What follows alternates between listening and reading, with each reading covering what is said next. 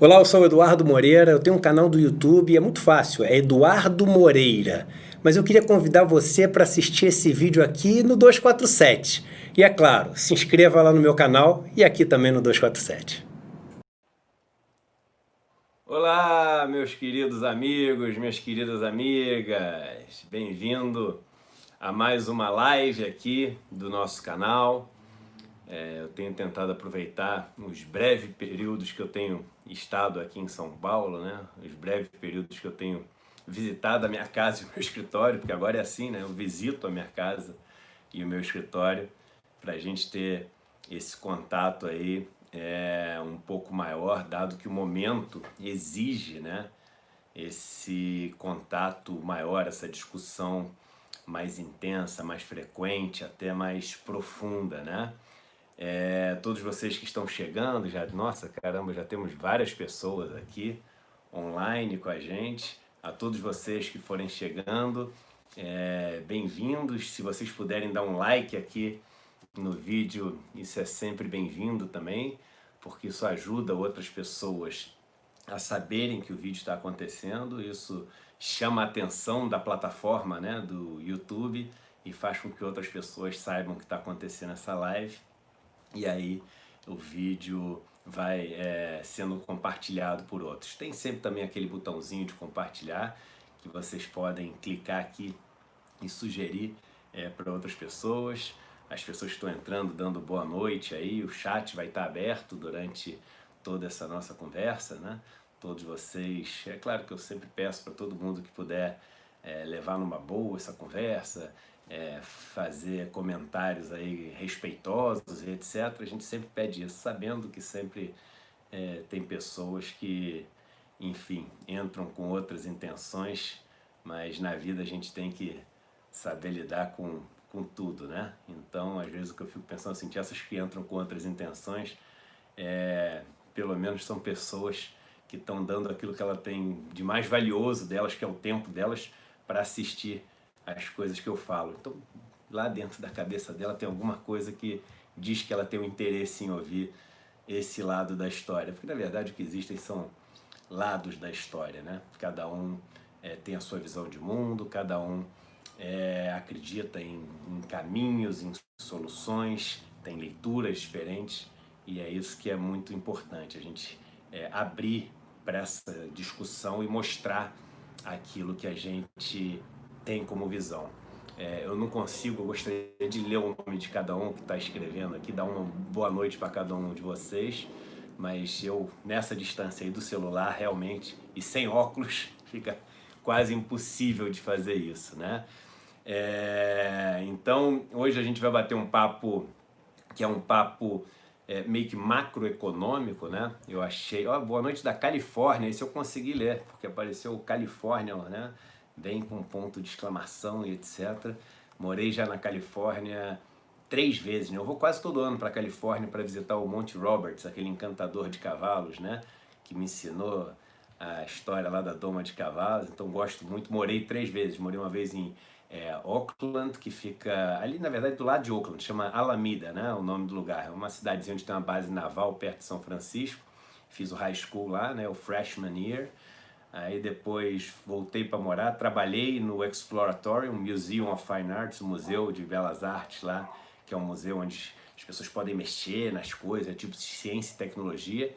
Era no Golden Gate Park, agora é ali perto do Pier 39, visitei lá nesse ano, né, eu fui lá entrevistar o Danny Glover lá em São Francisco, para um documentário que eu estou fazendo, então foi muito emocionante. E a terceira vez, quando eu fui passar um ano estudando economia na Universidade da Califórnia. Então você que fala da Califórnia, que bacana ter essa participação sua aqui hoje e matar um pouco as saudades desse lugar que eu tanto gosto. O número de pessoas aí na live não para de crescer, de aumentar e vai ser bacana, mas sempre lembrando que todos vocês que estão participando, se puderem, a hora que entrar na live, dá logo um like assim, porque isso já ajuda o negócio a dar uma bela espalhada. E hoje eu bati um papo, o senador Randolfo Rodrigues, né, que hoje em dia é um grande amigo, Randolfo Rodrigues, veio aqui em casa e a gente bateu um papo. Eu até postei esse papo, postei no Facebook, tem ali os melhores momentos do papo, aqui no YouTube tem a conversa na íntegra, e a gente estava falando um pouco sobre esse momento que o Brasil tem alguém falando que está espetacular a conversa com o Randolfo. Eu vi que estava em letras garrafais, né, maiúsculas ali, então estava dando para ver, e foi muito bacana a conversa mesmo. Mas eu aproveitei porque o Randolfo tinha acabado de escrever um artigo, né, falando sobre, enfim, o que aconteceu em um ano de governo Bolsonaro e o que a gente tem de prático aí, de mudanças na nossa economia, né, de avanços, retrocessos e mudanças de uma forma mais ampla. E é interessante porque a gente já tem falado bastante sobre essa questão. Na verdade, foi um governo que o que ele fez até agora nessa tentativa de economizar dinheiro, já falamos aqui uma vez, né, que o governo não economiza dinheiro, né, o governo ele escolhe para quem que ele vai distribuir o dinheiro que ele arrecadou e escolhe também de quem que ele arrecada, né? Então, quando a gente tem aquela impressão, o governo economizou 100 bilhões de reais. Na verdade é o seguinte, 100 bilhões de reais deixaram de ir para um lugar, mas você pode ter certeza que eles vão para outro lugar. Todo o dinheiro que é arrecadado pelo governo é redistribuído em obras, ou é redistribuído em pagamento de juros da dívida, ou é redistribuído em pagamento do funcionalismo público. Então, essa história de economizar é um discurso que é um discurso propositalmente enganoso, né? Apesar de que algumas pessoas que até têm esse discurso, nem elas conseguem entender isso. Isso é meio que assim, surpreendente. As pessoas que usam o dinheiro do Estado não entendem direito o fluxo desse dinheiro. Mas esse dinheiro que o Estado gasta, né, usando a linguagem das pessoas, ele simplesmente é um dinheiro que ele vai parar na mão de pessoas. Então, por exemplo, se você gasta o dinheiro do Estado em saúde, esse dinheiro vai parar na mão de médicos, de enfermeiros, de fabricantes de remédios, né, de fabricantes de equipamentos médicos, etc. E eu não estou querendo dizer que não existe uma maneira eficaz de você distribuir esse dinheiro que vai parar na mão do Estado através do recolhimento de impostos e de outras coisas que você tem que fazer para levantar dinheiro para o Estado. Por exemplo, quando você privatiza uma coisa, que esse governo adora privatizar, eu vou gravar um outro vídeo sobre privatização em breve para falar minha opinião sobre isso, não é a ideia hoje, mas você também recolheu dinheiro, né? Quando você cobra taxas e tarifas, né, através do Estado, então quando você vai renovar sua carteira de motorista, tem que pagar alguma coisa ali, tudo isso o governo tem várias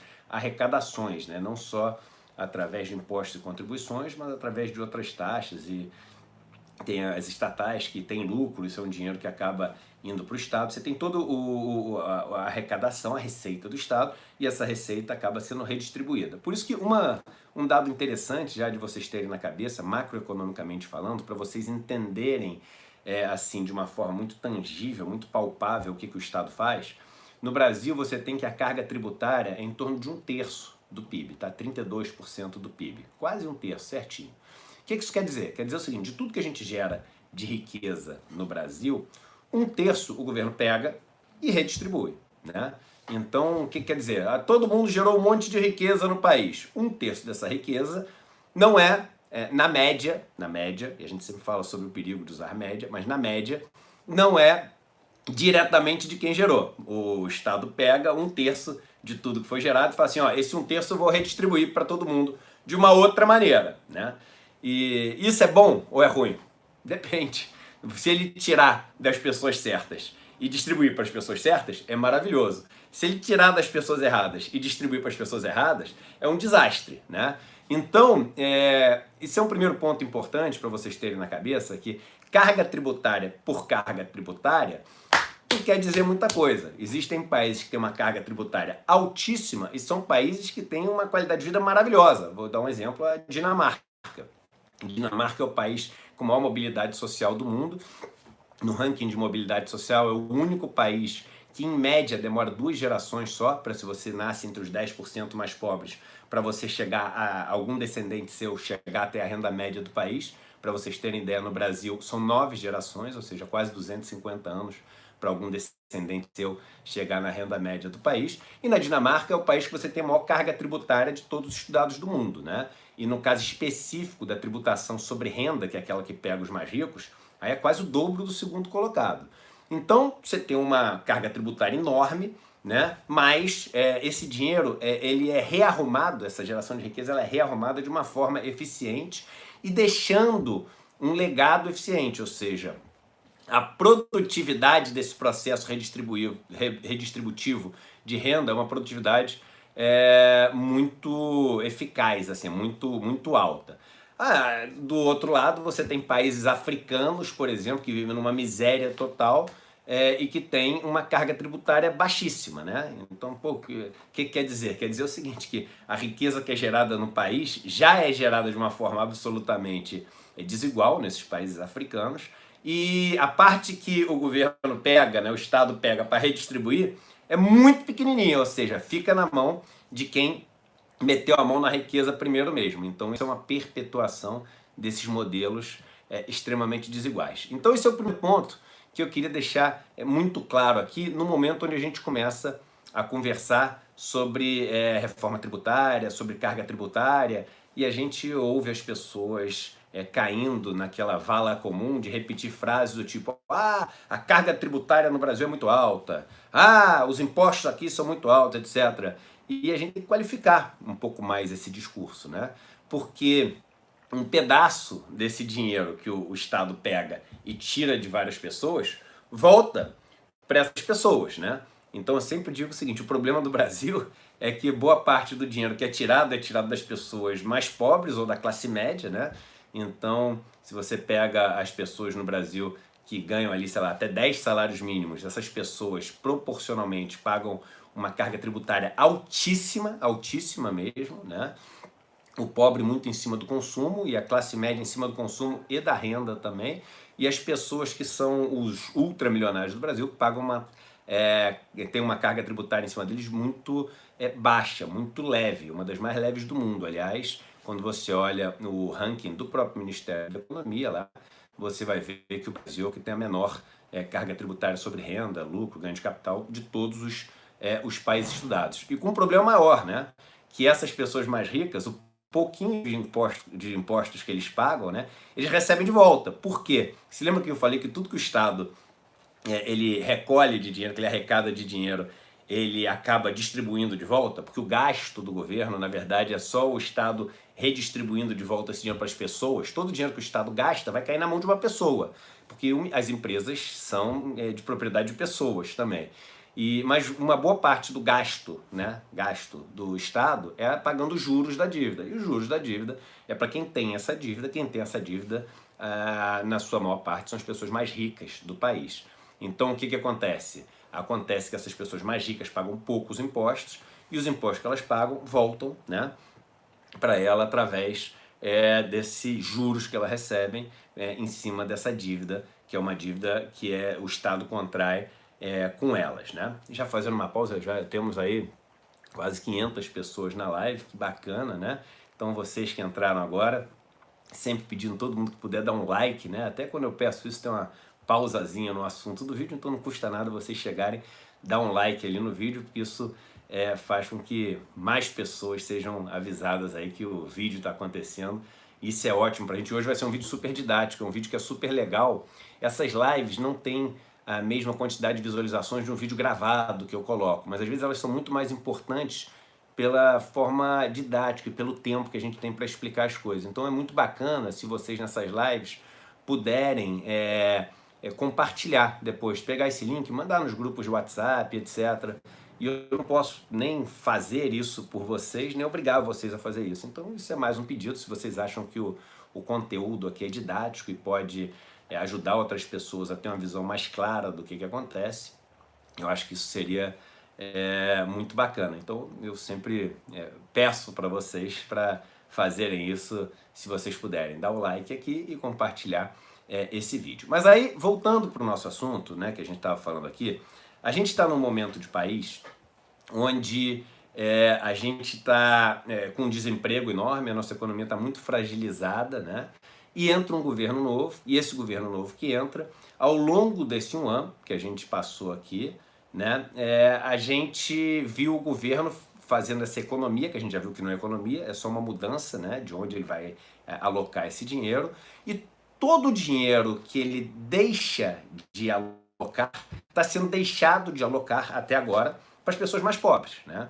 Então a gente viu um governo que até agora deixou de alocar para os aposentados, né? Então, ao longo dos próximos anos, né, você vai ter que as pessoas do regime geral de previdência social vão ter muito mais dificuldade, né? Vão ter que cumprir muito mais regras, exigências de tempo, etc., para poder se aposentar. Lembrando que no regime geral de previdência social, o valor médio de aposentadoria é ali em torno de R$ 1.500, né?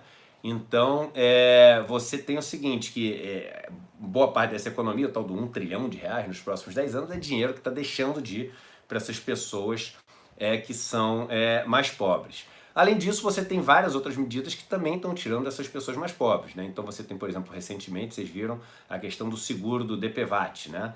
Então, quem for motoboy, a galera que mais se acidenta no trânsito no dia a dia são pessoas pobres, né? Essas pessoas não vão ter mais direito a esse seguro. Então você vai ter a cobrança agora, a contribuição em cima do seguro-desemprego das pessoas. Aí a pergunta é assim, a pessoa está desempregada, está contribuindo para quem, né?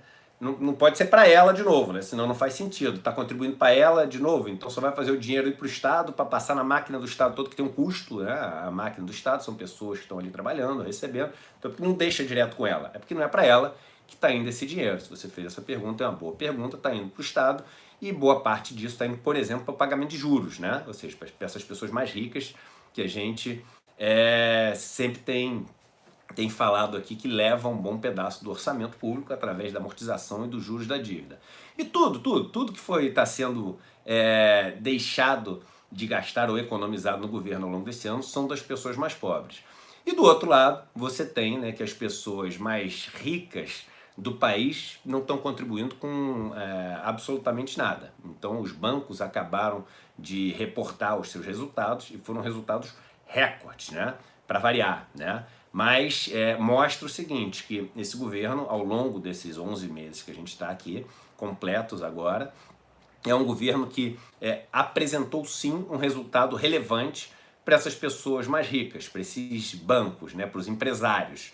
A Bolsa de Valores, ela subiu bastante ao longo desse ano. Eu até, quem pegar o vídeo, eu acho que foi até em novembro do ano passado, vai ver que é um vídeo que eu chamo as pessoas para compra da Bolsa, né, logo após o Bolsonaro ter sido eleito. E eu falava, isso não quer dizer que a vida das pessoas mais pobres vai melhorar, mas quer dizer que as empresas vão lucrar mais porque elas vão estar bem representadas.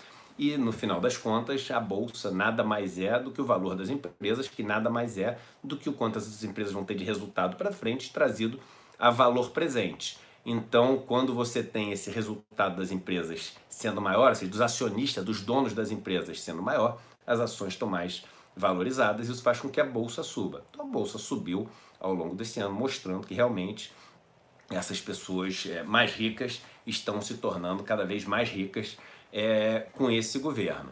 E aí a defesa, né, das pessoas que defendem esse modelo, e claro, as pessoas que defendem esse governo são na sua maioria pessoas ricas, né, pessoas que se beneficiam disso, em cima de duas teses, né, uma delas é aquela do trickle-down economics, que quer dizer, eu tenho falado nos meus vídeos, que quer dizer o seguinte, olha só, quando as pessoas, elas que já são ricas, elas perceberem que existe uma chance de elas ficarem mais ricas, ganharem mais dinheiro, elas vão voltar a investir, porque a ganância que essas pessoas têm, a ambição dessas pessoas vai estimular elas a investir. E quando a ganância dessas pessoas estimular elas a investir, elas vão acabar tendo que contratar, e ao contratar isso vai melhorar a vida das pessoas mais pobres. Então é a ideia de você começar por cima, fazendo o rico ficar mais rico, e isso vai descendo em cascata para as pessoas mais pobres. Eu sempre digo que eu acho isso, em primeiro lugar, imoral, né? Por que isso é imoral? Porque, poxa, você tem um país tão desigual como são de pessoas, assim, ter uma vida absolutamente miserável, assim, triste, deplorável, sofrida, doída mesmo, na pele, de dor mesmo. E aí você fala assim, ó, vamos começar fazendo o seguinte, estimulando aqueles que se beneficiam dessa pobreza toda, né? Para depois essas pessoas que vão ficar tão ricas vão contratar aí 5 motoristas, vão contratar 2 copeiros, vão começar a fazer apartamento com 3 quartos de empregada, né? Doméstica, né? Que é, eu sempre digo, quarto de empregada, é um negócio racista e machista, né? E aí a gente melhorou o país, porque tem mais emprego, etc. Então é um negócio imoral imaginar que a gente tem que começar por cima. E outro argumento que essas pessoas têm é aquele argumento da curva de Laffer, né, que é o seguinte: olha, vamos fazer o custo das pessoas mais ricas menor, então a gente vai baixar a taxação dessas pessoas mais ricas, vai baixar os encargos que recaem sobre as empresas e etc. E aí essas pessoas vão estar mais estimuladas a lucrar, elas vão investir mais, então como a receita dessas empresas vai ser maior, compensa, porque você vai ter menos receita para o governo, porque a alíquota é menor, mas no volume o governo vai arrecadar mais. E isso tudo parte daquele princípio, né, de que existe uma quantidade de riquezas sem fim para ser gerada, né? E a gente sabe que isso não é verdade, né? A gente tem uma limitação de produzir riqueza, que é uma limitação até por conta dos recursos naturais que a gente tem para serem aí extraídos ou ser utilizados como matéria-prima para a gente poder gerar, enfim, os produtos que são consumidos pelas pessoas. Mas tem um ponto que eu queria falar aqui na live de hoje, e até antes de falar esse ponto, deixa eu só falar uma coisa legal. Eu estou falando muito desse negócio de geração de riqueza, etc. E eu esqueci de falar uma novidade para vocês hoje, que é uma novidade muito bacana. E eu não vou fazer uma propaganda comercial desse negócio agora, porque eu nem tenho link para passar para vocês, se eu quisesse passar para vocês comprarem, etc, esse negócio. Mas saiu, e eu gravei, né, eu tinha gravado no Instagram lá, o meu audiobook. Então o Desigualdade, o meu livro, tem ele agora todo, eu narrando Desigualdade, então eu falo os capítulos todos, então muita gente pedia esse negócio, porque diz que queria ir para o trabalho, ouvindo no carro, ou fazer exercício e ouvindo, ou deitado na cama ali, mais relaxado, ouvir a história. E aí eu tomei meu tempo para eu contar essa história. Então, uma coisa que eu acho que é legal, que todos vocês vão gostar, eu pedi para a editora, ela liberou, né? Porque eu assino um contrato que eu não posso reproduzir nenhuma parte dos meus trabalhos que são comprados pela editora. Até tem muita gente que fala, pô, me dá livro, o livro é da editora, assim, né? Não é do Eduardo. Eu vendo, né, os meus livros para a editora poder publicar. Mas eu pedi para a editora se ela podia pegar o primeiro capítulo e se eu podia distribuir o primeiro capítulo para as pessoas.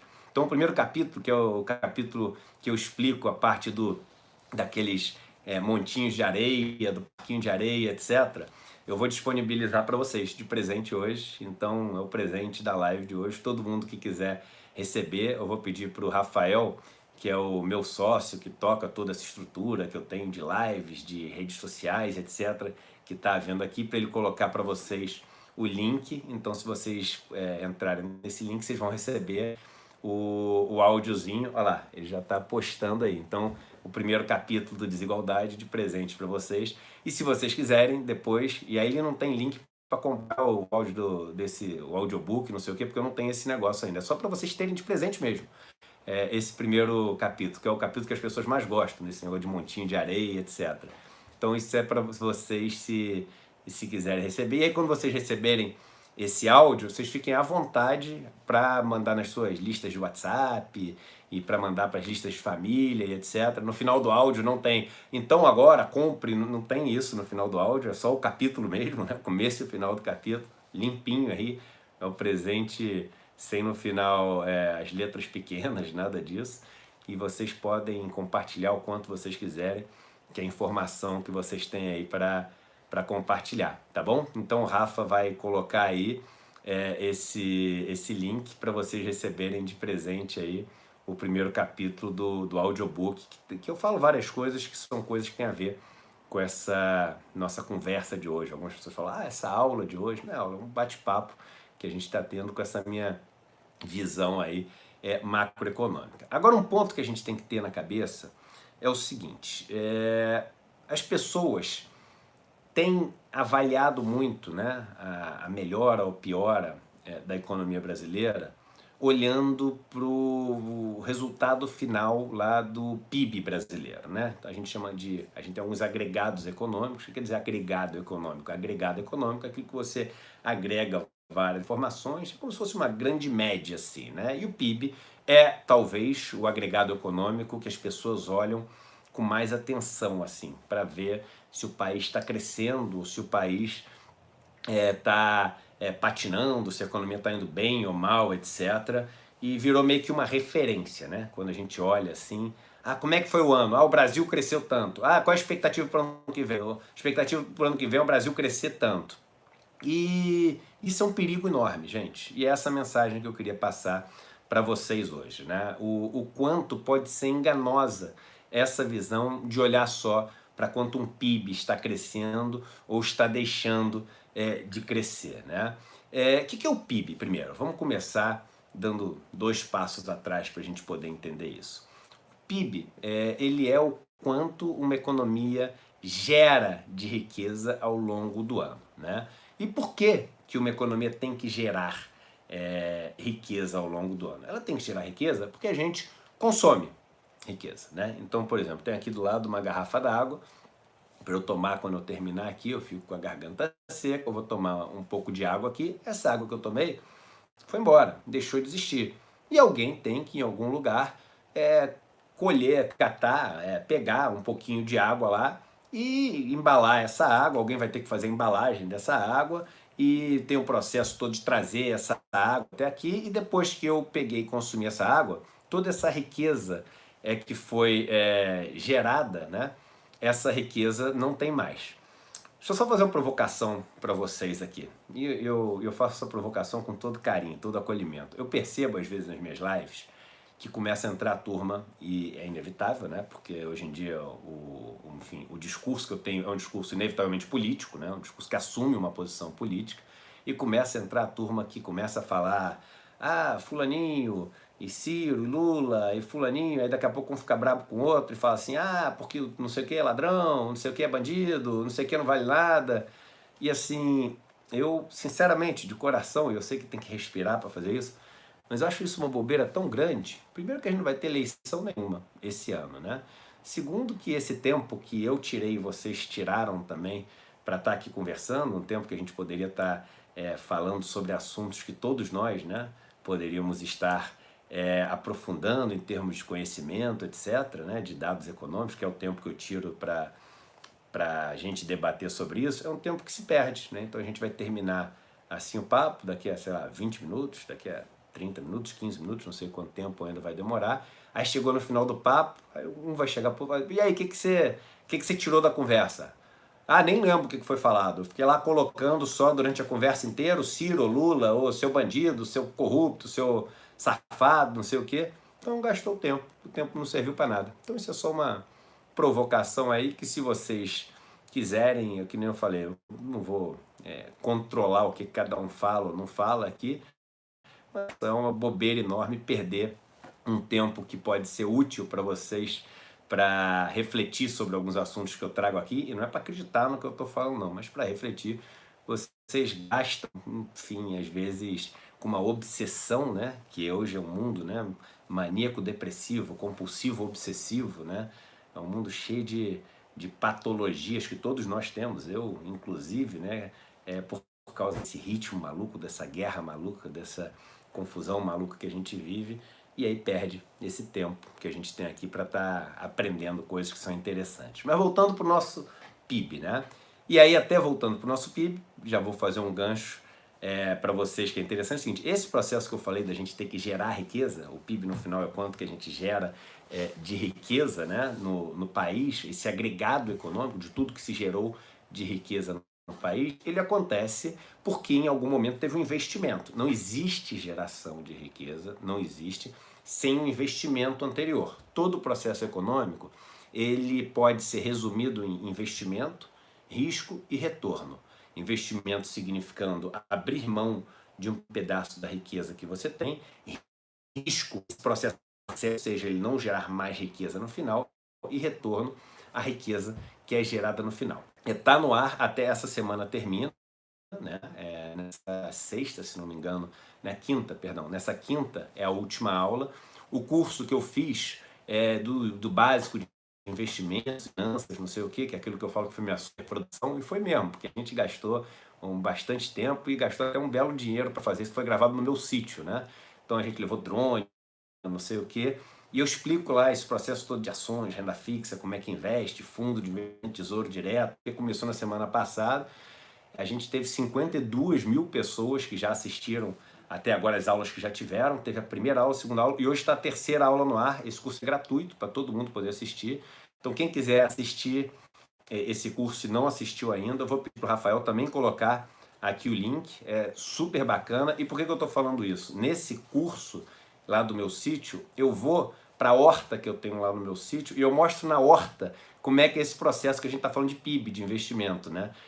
Pego umas sementes de milho e mostro ali como se eu fosse plantar o milho, né? Como é que funciona. Quando eu planto milho, eu estou abrindo mão de uma riqueza que eu tenho, né? Que são aquelas sementinhas de milho, da minha energia para cavar ali o milho, da água que eu tenho que regar o milho. E às vezes não dá certo o negócio. E se não der certo o negócio, eu perdi, fiquei mais pobre aquele negócio. Se dá certo o negócio, no final eu vou ter aquela espiga de milho que vai ser uma riqueza maior. Ó, o Rafa acabou de postar ali. Então, quem não assistiu, é super bacana, é muito legal mesmo. Assim, para vocês terem ideia, no ano passado, quando eu fiz um curso desse, eu gravei no estúdio aqui, a gente não tinha os recursos para fazer que a gente tinha esse ano, nem assim sabia o tamanho do risco de gravar um curso como esse, em termos de investimento, etc. Então, no ano passado a gente fez no estúdio, foi uma coisa muito mais modesta. Esse ano a gente fez uma coisa assim muito maior, né? Então, no ano passado a gente teve acho que 10 mil pessoas que assistiram. Esse ano a gente está na metade, 52 mil pessoas já assistiram esse curso. Se vocês quiserem assistir esse curso, o Rafa colocou aí o link e, novamente, é gratuito, vocês vão achar muito legal mesmo assim, né? É um curso que vale muito a pena vocês estarem assistindo, tá? E eu explico lá na prática, na minha horta, esse processo de investimento, risco e retorno. Então, 2 links que o Rafa vai estar postando ao longo de hoje, né? Um link vai ser esse link aí que eu pedi agora para ele postar, e ele ligado já postou aí, desse curso que está disponível para todos vocês, que termina nessa quinta-feira, né? Ou seja, hoje é segunda, eu acho, né? Então, daqui a 3 dias termina esse curso gratuito, que demora essas 2 semanas, que é gravado no meu sítio, etc. E o outro link, que é o negócio de hoje, que eu acho que é super legal para todos vocês, que é o link para vocês receberem o primeiro capítulo do meu livro Desigualdade, como o audiobook ficou pronto, né? Então, para vocês todos de presente. Novamente, não vai com link para vocês comprarem audiobook, não vai no final com um recado. Então, não, é um presente para vocês, né? Então, se vocês baixarem esse primeiro capítulo do audiobook, vocês vão poder ouvir aquela história dos montinhos de areia, etc. E fiquem à vontade para postar isso onde vocês quiserem, mandar para os grupos de WhatsApp. Eu falo ali desse negócio de distribuição de riqueza, desigualdade, etc. É super legal. Então esse é o presente de hoje aí, tá? As pessoas estão me pedindo para mandar um abraço aqui, abraço Margarida. Eu só não consigo mandar abraço para todo mundo aqui, porque é muita gente que fica entrando. Temos tanta gente, temos quase 1000 pessoas já online agora. Eu pedi novamente, quem puder dar um like agora, né? Isso é super importante para esse negócio dar uma compartilhada boa, assim, o YouTube chamar a atenção. E também, né, como hoje é um vídeo super didático, assim, que a gente está falando sobre pontos super importantes, que eu acho que ajudariam muitas pessoas a entenderem conceitos importantes, se vocês puderem depois compartilhar. Não custa nada, gente, é pegar lá embaixo o share que tem ali, ou compartilhar, se tiver em português, o YouTube lá, pegar o link e botar nos grupos de vocês, de WhatsApp, de tudo isso. É super importante, tá? Mas aí voltando para o nosso PIB. O PIB, então, é o quanto a gente gera de riqueza no país. E o quanto a gente gera de riqueza no país? Isso diz se as coisas melhoraram ou pioraram no país? Não, isso pode ser um indicador, né? Porque se o país está gerando riqueza, você tem matéria-prima para que a riqueza, teoricamente, em tese, para distribuir entre as pessoas e as pessoas poderem viver uma vida mais próspera. Mas você tem vários mais aí nessa história, né? Vários porém, todavia, contudo, entretanto, você tem vários mais que a gente tem que colocar nessa história. Em primeiro lugar, é o seguinte, essa riqueza que está sendo gerada, como que está sendo distribuída? Então esse é um primeiro ponto importantíssimo que a gente tem que ter. Não adianta a gente gerar riqueza no país se essa riqueza é mal distribuída. Agora, antes de falar isso, deixa eu voltar um ponto atrás só. Aquilo que as pessoas veem como PIB, na verdade, o PIB cresceu 3%, o PIB cresceu 1%, o PIB caiu 2%. Na verdade, isso que elas veem como PIB, isso é a variação do PIB, tá? Isso não é o PIB, isso é variação do PIB. Então, por exemplo, quando o PIB caiu 1%, não significa que o país ficou mais pobre 1%. Quer dizer que o quanto foi gerado de nova riqueza nesse ano foi 1% menor do que o que foi gerado de nova riqueza no ano anterior. Mas o país continuou gerando nova riqueza, né? E isso é muito importante as pessoas terem na cabeça, né? Porque todo ano está sendo gerada uma quantidade muito grande de nova riqueza para ser distribuída entre as pessoas. Atualmente no Brasil, esse número é em torno de 7 trilhões de reais.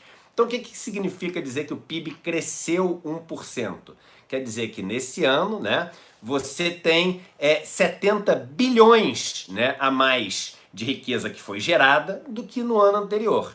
Então, em tese, você tem 70 bilhões a mais de riqueza, junto com os 7 trilhões que foram gerados no ano anterior, para ser distribuído entre as pessoas que moram nesse país. Quer dizer que todo mundo no país vai ficar mais rico? Não, não necessariamente, né? Então, você ter um PIB que vai crescendo ao longo dos anos significa ter um país que vai gerando cada vez mais riqueza. Agora, como essa riqueza vai ser distribuída entre as pessoas, são outros 500. Só para dar uma informação para vocês, eu já falei em alguns vídeos meus, mas é uma informação que para mim é chocante, assim.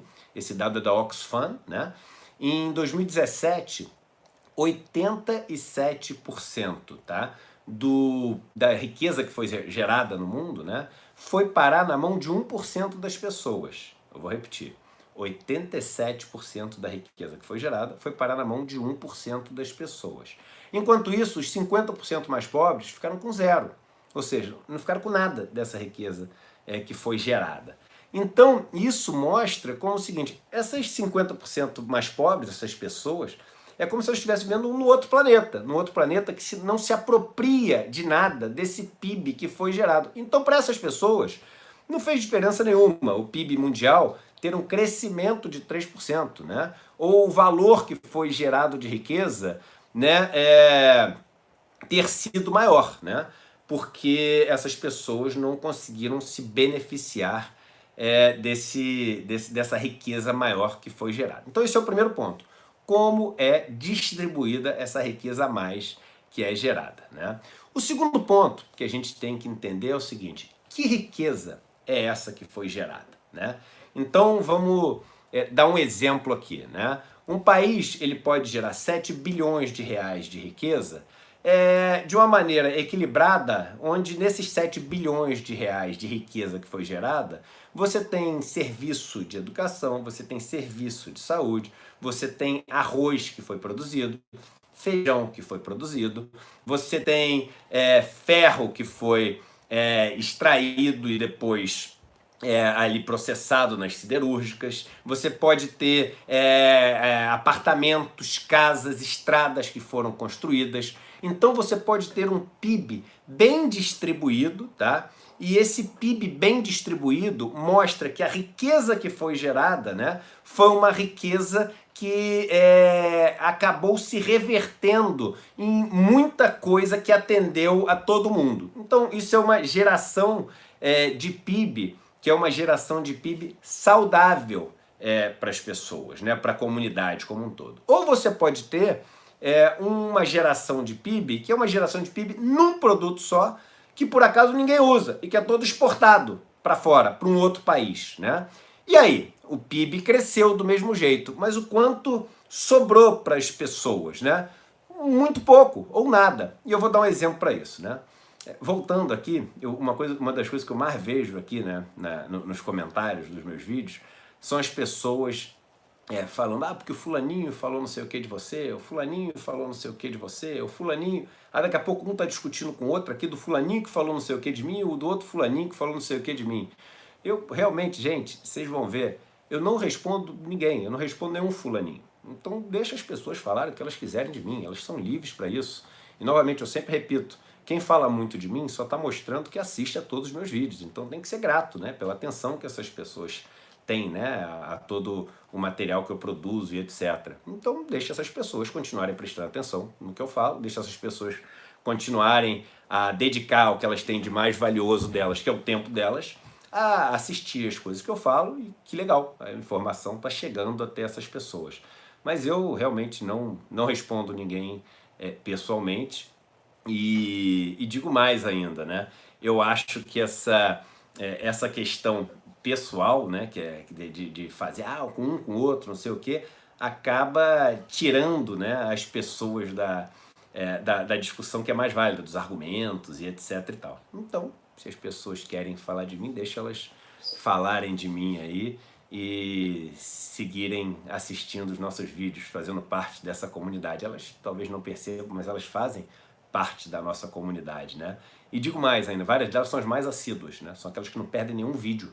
As pessoas, acho que mais me criticam, são as que não perdem nenhum vídeo meu, que assistem todos, e assistem do começo até o final, ou seja, retenção de 100%, né? Então essas pessoas aí...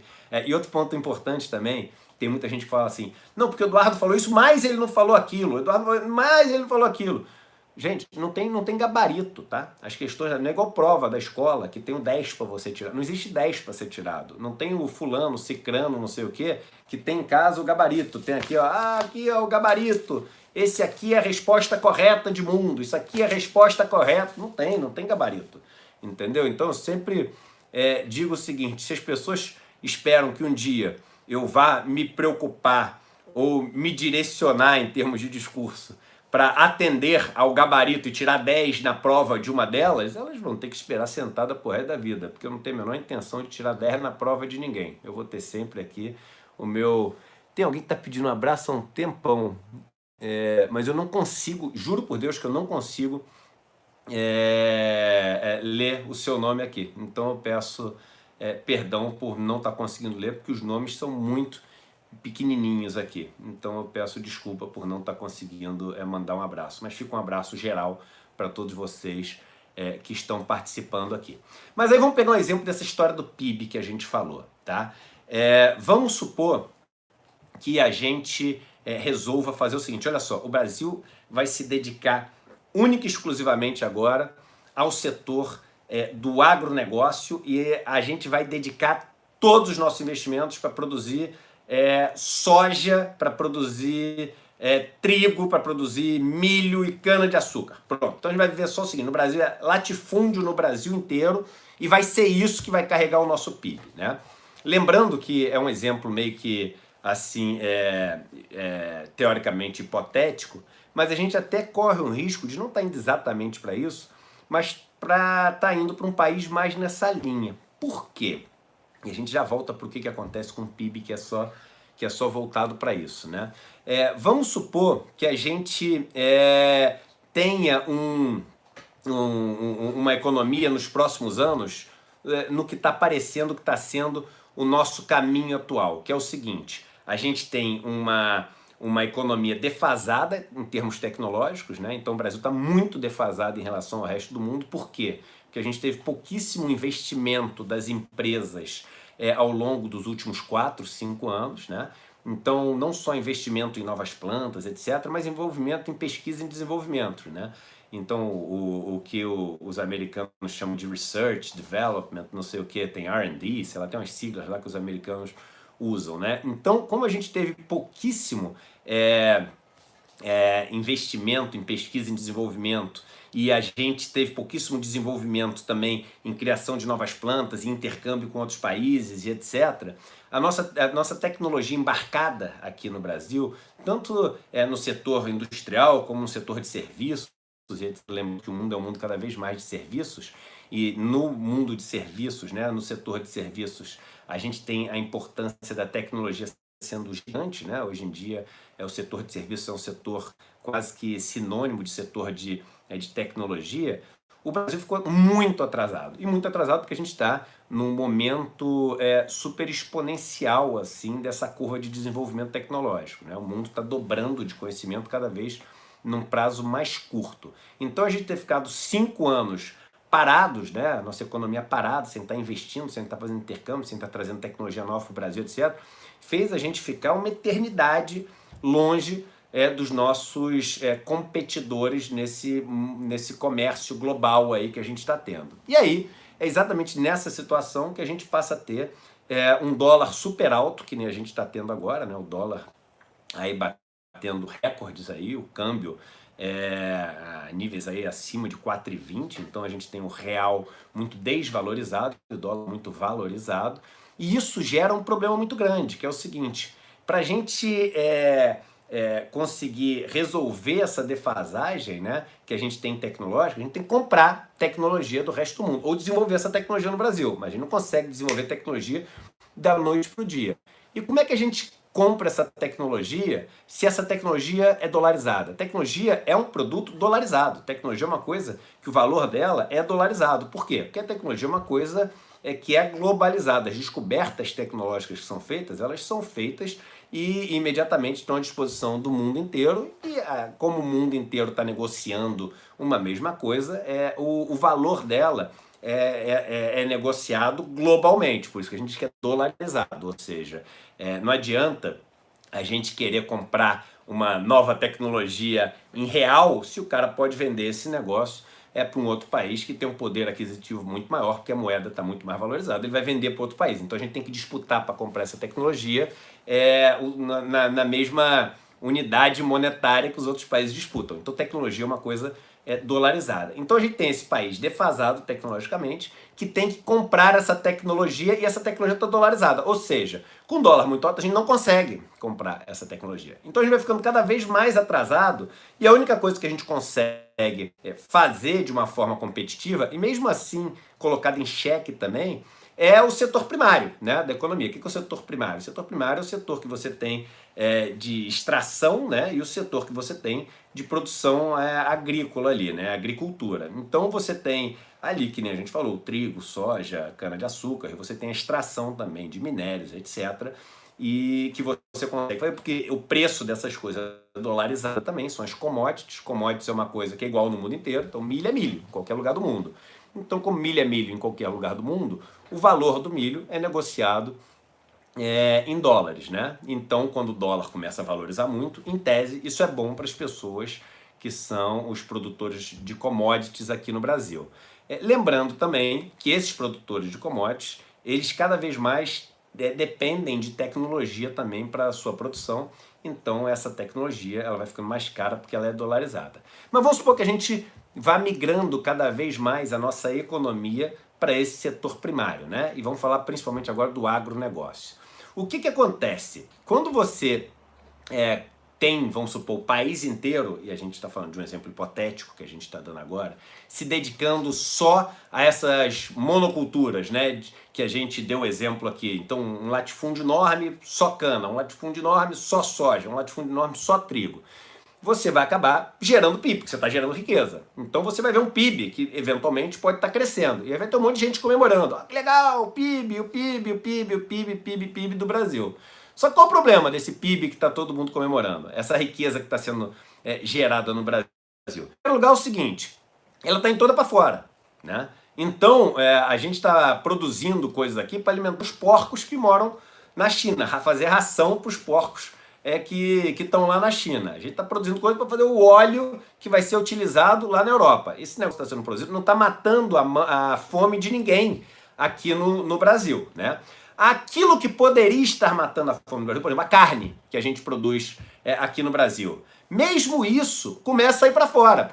Fica muito mais em conta você pegar e vender isso para fora do que vender no mercado interno. É muito mais atrativo, porque lá fora vão estar pagando muito mais alto. Então você fala, eu só vou vender aqui dentro se for pelo mesmo preço. Por isso o preço dessas coisas começa a subir, por isso que o preço da carne está subindo aqui no Brasil, né? Aí você fala, pô, mas por que o custo do cara é em real? O custo do cara é em real, mas se ele tem a oportunidade de vender isso muito mais caro para um cara lá fora, ele fala, eu só vou vender aqui dentro se for mais caro também. Então ele resolve fazer essa opção por vender lá para fora mais caro e aumenta o preço aqui dentro para só vender aqui dentro se valer a pena fazer aqui dentro. E aí, a carne que a gente produz começa a matar a fome do pessoal lá fora. Então, tudo que a gente começa a produzir aqui dentro vai lá para fora.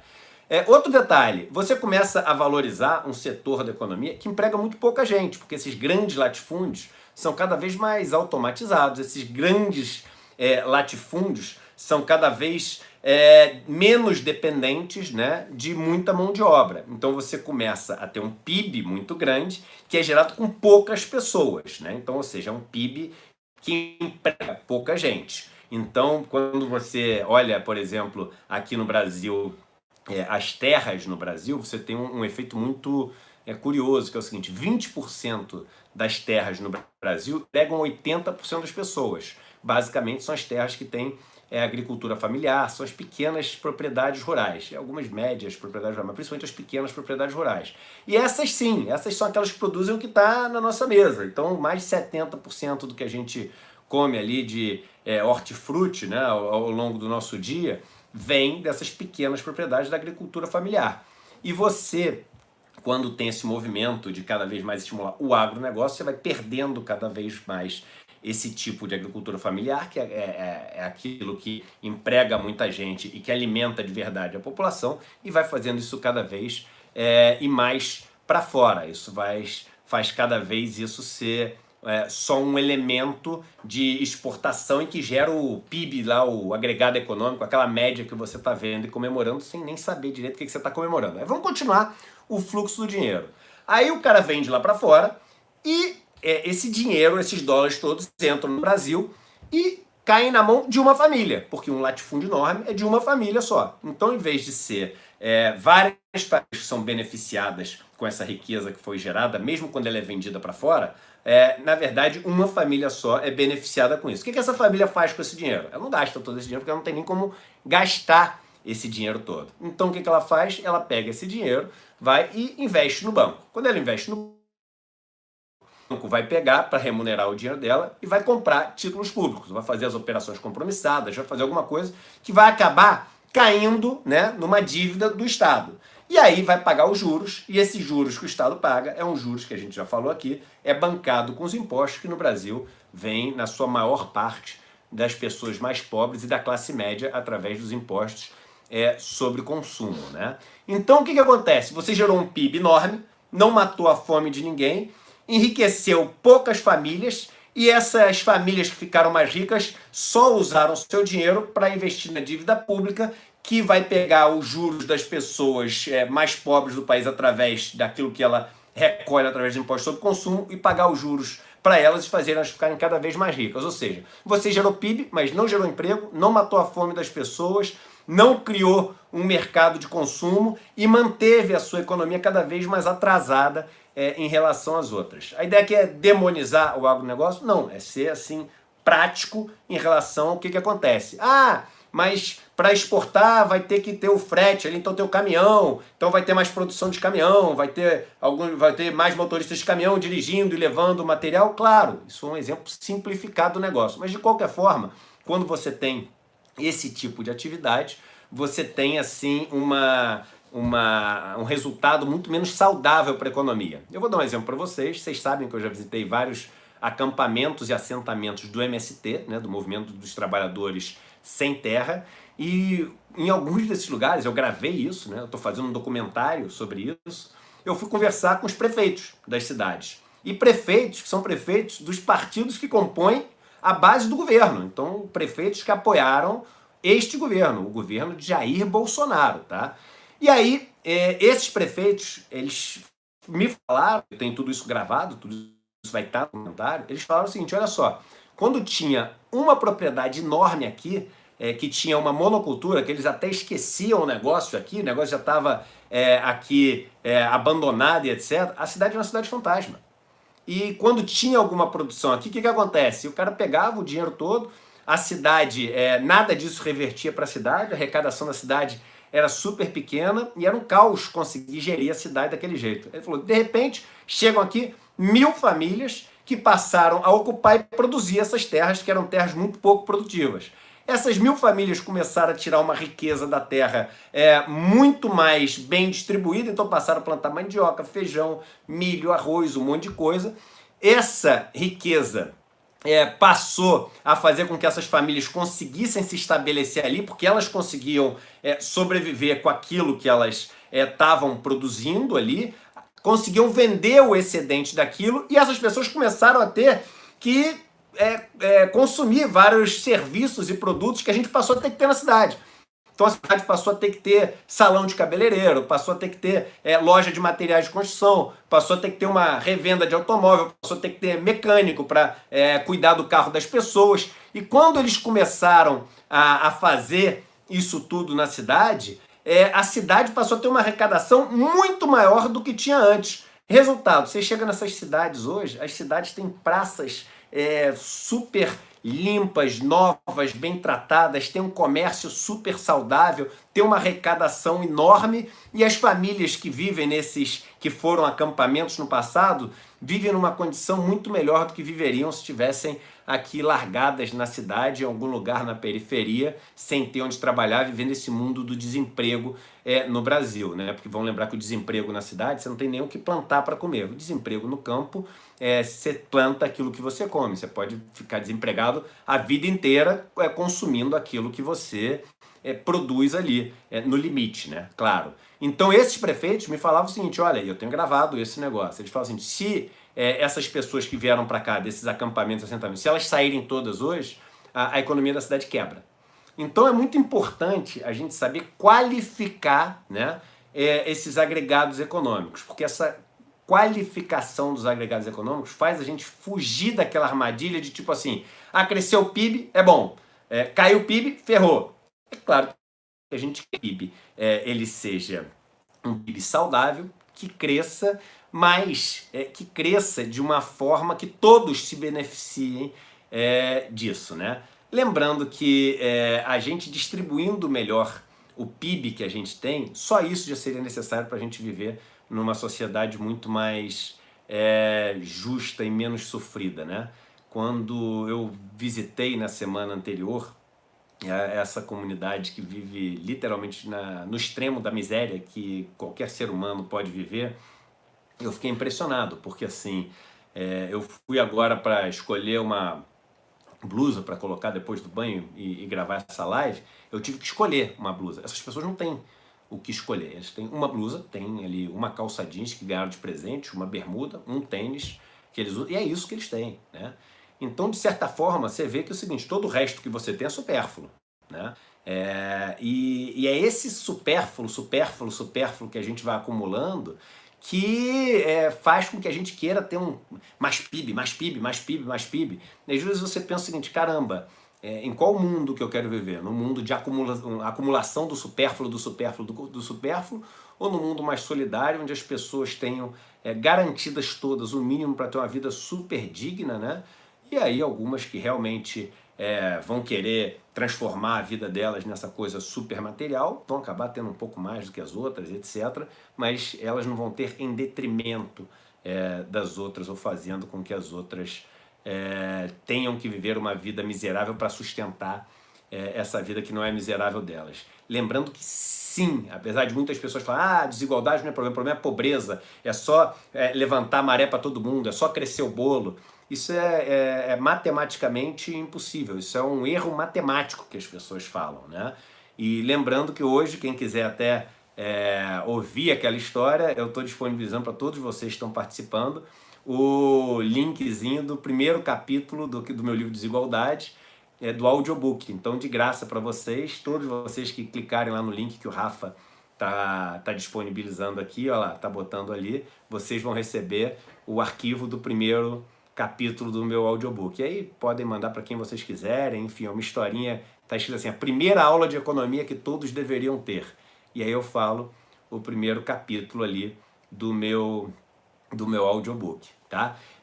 Lembrando também para todos vocês que até essa semana, né, a gente hoje, a terceira aula foi liberada hoje, né, aula 3 do curso, tá um curso que eu gravei no meu sítio, um curso assim altíssimo nível, tá maneiríssimo assim, com uma super equipe de produção, com infográfico, com drone, com tudo, onde eu ensino os conceitos básicos todos do mercado financeiro, né? Ele é gratuito, Lembrando que esse ano, assim, eu estou impressionado com a adesão que teve a esse curso. A gente teve já começou na segunda da semana passada e termina essa semana, e é um curso que não fica disponível no YouTube, nada disso. Mas é um curso que 52 mil pessoas já fizeram desde a semana passada para esse curso. E é um curso que eu acho que vocês deveriam fazer. Vários conceitos que a gente está falando aqui, eu mostro na prática lá. Eu gravei no meu sítio, né? Vocês vão conhecer meu sítio pelo curso, né? E vão ver ali esse negócio de investimento, risco, retorno, tesouro direto, fundo de ações, etc. Tudo isso eu mostro ali. Hoje a aula 3 está no ar, mas vale a pena, se vocês não assistiram as primeiras aulas, assistir as primeiras aulas até assistir a aula 3. E sempre que vocês quiserem receber aí vocês vão ver, o Rafa explica para vocês depois, quando vocês se inscreverem, tem lá um negócio que é a lista de avisos VIP, a lista VIP, não sei o que, quando vocês se inscreverem no curso, tem um negócio lá que todas as informações que a gente manda depois sobre coisas vão primeiro para essa tal de lista VIP, mas nem eu sei direito como é que funciona. Se vocês se inscreverem nas aulas, em algum momento vai ter lá um convite para vocês fazerem parte dessa lista que recebem as informações antes de todo mundo. Mas aí voltando então para o nosso mundo aqui, que a gente tem discutido, o resumo que está com uma economia muito fragilizada, uma economia fragilizada tecnologicamente, que se colocou numa armadilha onde o dólar acabou ficando muito alto, o governo acredita que esse dólar mais alto vai estimular a gente a vender coisa para fora, só que o dólar não é a única variável que você tem que considerar quando você quer exportar alguma coisa. O que importa é a sua produtividade, ou seja, o quanto você consegue produzir com uma unidade monetária. Então não adianta o dólar estar a 4 e o nosso vizinho lá que tem tecnologia embarcada conseguir produzir 10 unidades de um produto enquanto a gente produz uma. Então não adianta o nosso dólar estar a 4, pode estar a 8, pode estar a 20 o nosso dólar, que o cara vai conseguir produzir mais barato que a gente, porque ele tem mais produtividade, tem uma tecnologia embarcada que é muito melhor. As pessoas que fazem os produtos ou que prestam os serviços são muito mais bem treinadas que as pessoas aqui no país. Então imaginar que só o dólar faz uma economia reaquecer é ingenuidade, ou às vezes não é ingenuidade, é acreditar no que as pessoas estão falando e depois a gente acaba se decepcionando que vê que não é isso que vai acontecer. Então, esse dólar mais alto, ele coloca a gente numa armadilha perigosíssima de não conseguir fazer o catch-up, né, o que as pessoas lá de fora usam. Não é ketchup aquilo que bota no sanduíche, não é. Catch-up quer dizer, como é que se diz? Pegar essas... Catch quer dizer pegar, né? Ou seja, chegar junto com essas pessoas que estão tecnologicamente muito mais evoluídas que a gente. Então a gente não consegue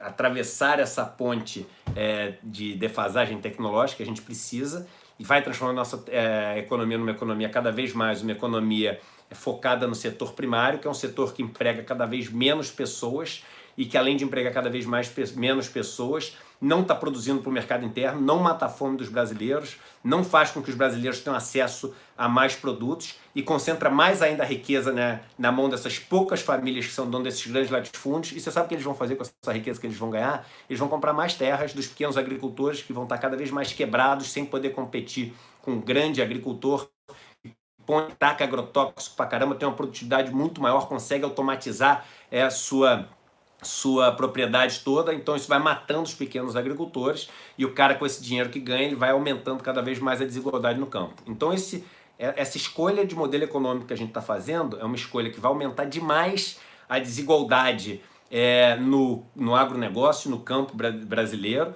vai fazer com que a gente seja uma economia cada vez mais focada no setor primário, a gente cada vez mais defasado com o mercado externo, e a gente não vai poder colher os frutos de um PIB, eventualmente, pode ser que nem isso a gente tenha, mas eventualmente a gente pode ter um PIB mais alto, mas é um PIB que as pessoas vão comemorar sem ter o que comemorar, porque é um PIB que não vai chegar para todo mundo. Tá bom? Esbarrei aqui no tripé da câmera. Queria só deixar para vocês a última mensagem, né, que se vocês puderem dar um like antes de ir embora, né, não custa nada. Depois da gente ter esse tempo todo de conversa, é só clicar aqui no like para a gente poder fazer com que esse vídeo já parta aí com o pé direito. Segunda coisa, se vocês puderem, quando sair, clicar ali no share. Não custa nada. Share, copia, e se vocês gostaram do bate-papo, né, colocar no grupo de WhatsApp aí de vocês, ou no Facebook de vocês, para mais pessoas poderem assistir. E lembrando que eu passei 2 links para vocês hoje. um link do primeiro capítulo do meu audiobook do Desigualdade, do livro Desigualdade. Então vocês vão receber o arquivo do primeiro capítulo do audiobook de presente, né? Para vocês poderem ouvir, compartilhar, e aquele que eu falo dos montinhos de areia, etc. Esse audiobook surgiu por pedido das pessoas, né? Eu nunca tinha feito um audiobook, as pessoas pediram tanto que eu resolvi fazer. E mais, resolvi gravar, né? Nesse meu tempo super apertado, eu resolvi eu mesmo colocar a voz ali. Então vocês vão ouvir eu narrando. Para aqueles que não aguentam mais minha voz, me perdoem, mas muitas pessoas falaram que queriam que se eu pudesse narrar, eu narrei. E o segundo link que eu disponibilizei para vocês hoje é o link desse curso de Finanças e Investimentos gratuito, novamente, que começou na semana passada. Hoje teve a terceira aula liberada, é um curso de 4 aulas e é um curso muito, muito, muito bacana, gravado no meu sítio. É a nossa super produção, as pessoas estão assistindo, estão gostando muito. Repito, mais de 50 mil pessoas já assistiram essas primeiras aulas e gostaram demais. E por fim, meu muito obrigado a todos vocês. Vocês que, novamente, entram aqui e ficam criticando. Pô, vocês me deram o tempo de vocês, igual as outras pessoas que estão aqui me deram o tempo delas. E então, até para vocês, de certa forma, eu tenho que ser grato, né? Tenho que agradecer, porque se vocês acham que o tempo de vocês, que é a coisa mais valiosa que vocês têm na vida, vale a pena ser gasto, né? Me ouvindo, né? Ouvindo minha voz, vendo o que eu estou falando, ouvindo meus argumentos, até vocês eu tenho que ser grato, tá bom? E para vocês que acompanham, que impulsionam essas mensagens, que mandam para os amigos e etc., poxa, todo o meu carinho, minha afeição, meu acolhimento, meu muito obrigado. E realmente eu acho que essa é uma jornada que a gente cumpre junto, assim. A gente ainda vai ter um bate-papo de final de ano que eu quero ter, mas, poxa, quanta coisa a gente conseguiu alcançar ao longo desse ano. E eu, assim, não tenho a menor dúvida, isso não é assim, só retórica, não é só um negócio para rasgar seda, jogar confete, mas eu não tenho a menor dúvida que isso a gente conseguiu junto. A gente começar um ano com assim, um número de assinantes pequeno, tá hoje com quase 250 mil pessoas nesse nosso canal do YouTube, né? Sabendo que assim, eu não dedico minha vida ao YouTube, né? Eu não tenho como ser um YouTuber, né? Como algumas pessoas dedicam a vida só ao YouTube, gravam vários vídeos por dia, por semana. Tem vezes que eu passo uma semana sem conseguir gravar, porque eu estou rodando o país, estou viajando, conhecendo as comunidades, estou indo para Brasília, estou discutindo com os políticos, dando minha opinião, etc. Mas mesmo assim, olha o crescimento que a gente conseguiu ter nessa nossa comunidade. No Instagram lá, quem não me segue no Instagram é @EduardoMoreiraReal, estamos com quase 150 mil pessoas também. No Facebook, mais de 100 mil pessoas. Então, todas as redes sociais cresceram de uma forma assim impressionante. E isso mostra que é o seguinte, a gente tem uma comunidade, né? E essa comunidade tem um valor enorme nos dias de hoje, tá bom? Um abraço muito grande, muito afetuoso, muito caloroso para todos vocês. E a gente se vê aí em breve, tá bom? Valeu, galera! Tchau, tchau!